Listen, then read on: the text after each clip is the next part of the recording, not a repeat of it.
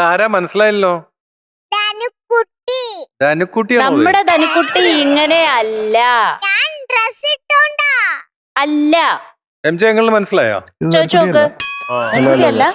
ഓ, അതല്ലേ, വേറെ ആളാണോ? ഞാൻ ധനുക്കുട്ടിയല്ല. പോരെ, ധനുക്കുട്ടിയല്ല. സന്തോഷായില്ലേ?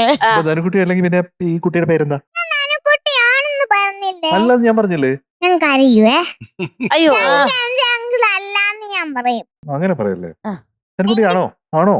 ചെവിയിലൊരു തൂവലും ഇവിടെ എന്താ തലയിലൊക്കെ ശംഖ് കൊറേ കൊറേ ശംഖ്. മുഖം നോക്ക്. മുഖമാണോ നോക്കണ്ടേ? ഉടുപ്പൊക്കെ കണ്ടിട്ട് മനസ്സിലാവണില്ല. പക്ഷെ മുഖത്ത് നോക്കുമ്പോ എവിടെയോ നമ്മുടെ ധനുശ്രീക്കുട്ടിയുടെ ഒരു ഛായ ഉണ്ട്. എവിടെയോ ഒരു കാണാൻ shape ഉണ്ട്. ഒരു ഷേപ്പ്. അനിയത്തിയായിരിക്കും അല്ലേ? ആണോ?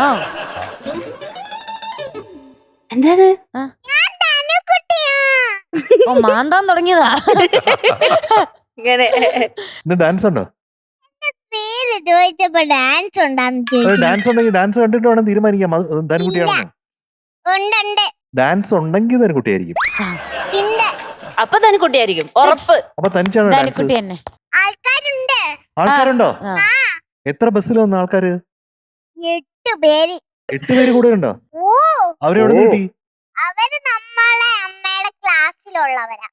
ആഹാ, ഓ. ആ, അമ്മ എല്ലാരും പഠിപ്പിച്ചത്. കിടിലൻ ഡാൻസേഴ്സ് ആയിരിക്കല്ലോ. അപ്പം എന്റെ അങ്കിളിന്റെ അടുത്ത് ഒരു കാര്യം പറയുന്നുണ്ട്. പറഞ്ഞോ. അങ്ങോട്ട് വന്നിട്ടേ പറയാൻ പറ്റത്തുള്ളൂ. വന്നോ, പറഞ്ഞോ.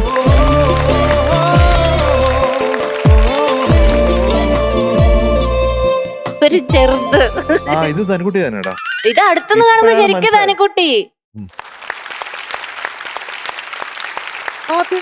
അത് നേരത്തെ ഹാപ്പി ബർത്ത്ഡേക്ക് ഞാൻ എടുത്തു വെച്ചതാ. വെച്ചതാ. എന്തായിരുന്നു? എടുത്തു വെച്ചിരുന്നാണാ? ഒരു ഉമ്മയാണ്. അയ്യോടാ, ഒരു ഉമ്മയായിരുന്നു അത്. ഉമ്മ. കഴിഞ്ഞ എപ്പിസോഡിൽ ഞാൻ തരാൻ പറഞ്ഞു. ആണോ? ആ, അതിനാണ് അച്ചോ. ഇപ്പോഴും തന്നത്. താങ്ക് യു കേട്ടോ. Thank you.